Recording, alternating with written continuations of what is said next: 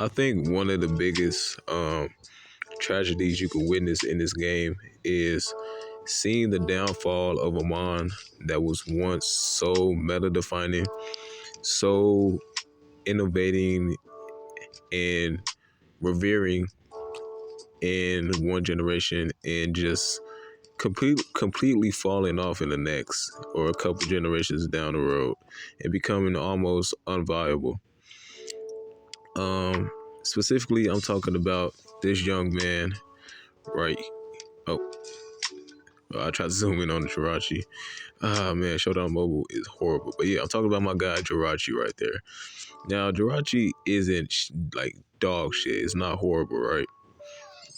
You can always do something with it, but it's nothing like the OU threat it was in Gen 3, Gen 4. You can even argue in Gen 5 it's pretty good, Scarf Rachi.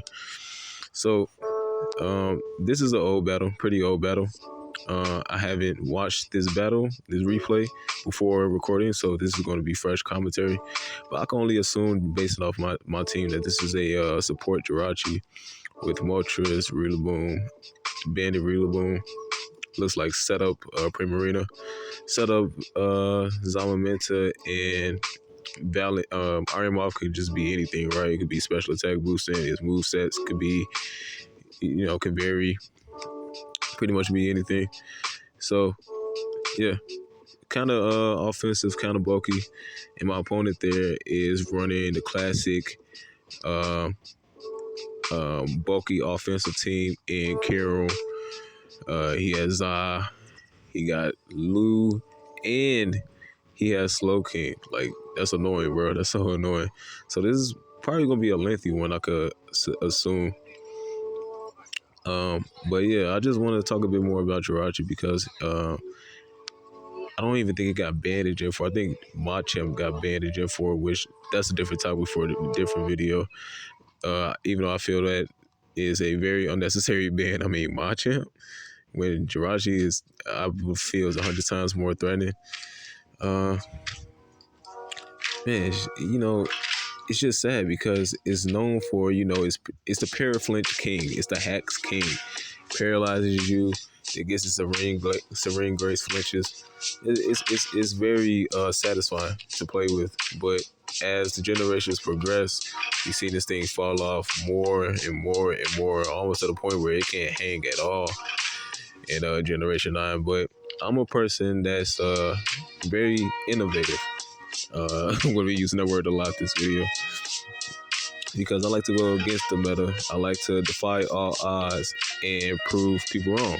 I still feel personally deep in my hearts that Jirachi is amazing. It's an amazing mind, and he can still do his thing kind of. God damn, let me turn this music down. You shut this loud. But yeah, it could probably do something. It's good against Zamamenta here. It's good against Slow King, and it's amazing against Kirill. I think I was running special defensive Jirachi as well. So let's get into it.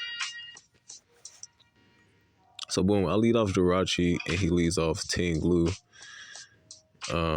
This team is interesting. I don't have a hazard setter or a hazard clear. I just go straight for the Ice Punch, and I get the Serene Grace freeze, which that's what I mean, bro. Like shit like that. This is the Hacks King, man, and it's actually a pretty big play because here I wouldn't say I necessarily got offensive momentum because not everything on my team is speedy offense. I only got a couple speedy offense mons in Zamamenta and Iron Moth, and even Zamamenta is not even max speed. So I don't truly get momentum, but I can threaten him here now with the Moltres. Let's go from there. It's being frozen. It's pretty bad for him. I think I predict the Tinglu, and I just go for the Will-O-Wisp, or I just get my chip off a flamethrower. Never mind. And now I go for the Will-O-Wisp as hazards should be coming up. Yeah. Now he's going for spikes, and that's threatened because, like I said, I don't have a spinner, and we don't want him to get up 3 layers of spikes. So I just bring out the boots, Primarina, and I think I just go for damage. I don't even try to set up. Oh, never mind. So this was a good play and a bad play. A good play in the sense that it actually worked because he switched, but a bad play in the sense that I could have just got off the damage on Ting Lu, right, and just switched off, and that would have been good because it would have slowed him down and made it or it would have weakened him and probably would have made it a lot easier for my Moth to sweep because as you can see, my Iron Moth is very good against his team. But for some reason he switches. I guess he doesn't want to take the hit and he goes hard on to Slow King. So it isn't a bad play. But I'm gonna capitalize. I think I'm gonna Terra and Calm Mind again and just try to end this man's career. So I go for another Calm Mind as he goes for a Toxic. Now that's a bad play because I should have, if I'm Terra Steel, I should have Terra Steel when I had the chance. I don't know why I didn't do it. I go for the Psychic Noise, which isn't strong enough. And I don't know if I did that because I thought that was going to block its regenerator recovery.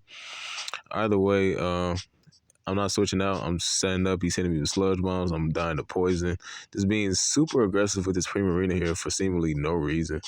And I go for the Drain Kiss for whatever reason. I don't understand that play as well. Making some interesting plays here with the Primarina. He finally brings out the Weave Out, which is going to finish me off here with a knockoff. So I didn't get much out of the Primarina. Like I said, it was just reasonable to go for immediate damage. He could have went Slow King to take whatever hit I could have went out. Could have switched out and probably went out into Jirachi and got more momentum. But that's not what happened. So now we got 2 layers of spikes on our side of the field in a dead Primarina. So let's see how we capitalize from here. So I bring up my Moltres. And I think I just go straight for the Will-O-Wisp, which is a good play because, you know, I'm thinking like, all right, he's probably going to go Slow King to take the Flamethrower. But it was also a bad play because he could have just went out. It's a Ting Lu. So I go for the Will-O-Wisp, get my burn on the Slow King. And now I bring out Jirachi to block the Toxic that I knew was coming to the Moltres. So 3 things of status on his team. You got a Frozen Skarmory that's not going to do jack shit. I get another Hacks from the Serene Grace, and I take that Future Sight well with my Spadef Jirachi, of course, right?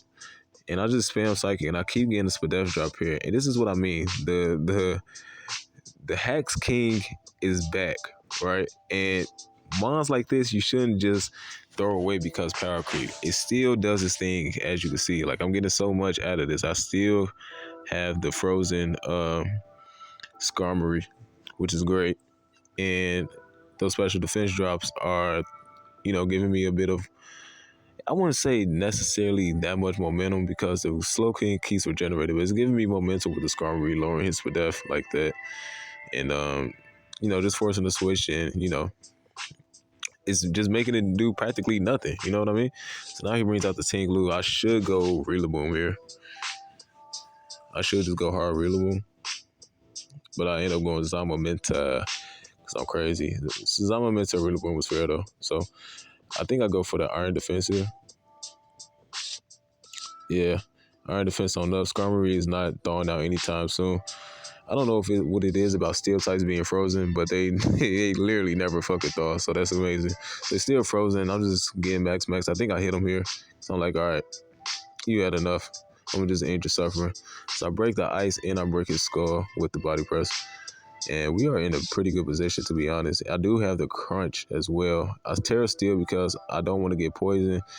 I resist the Future Sight, all that jazz, right? So we're in a pretty good position. We crunch this up, and it's looking like it's going to be a Zamamenta sweep.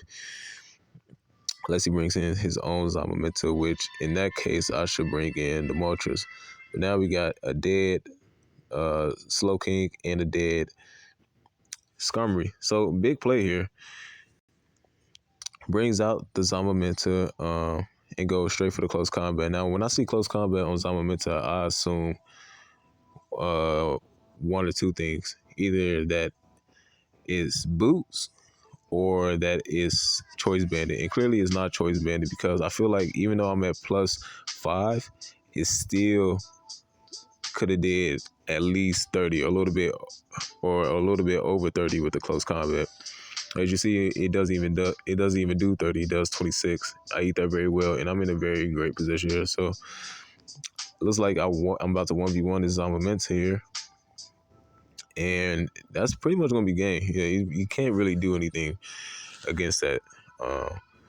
So in a sense, Jirachi did his thing. It kind of won his game for us because it stopped the Skarmory. It allowed us to get us a few more boosts with the iron defenses, and we ultimately won with the Zamamenta.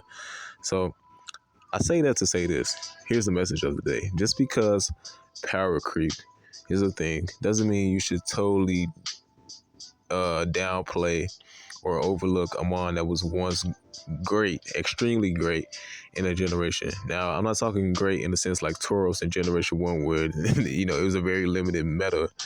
You know what I mean?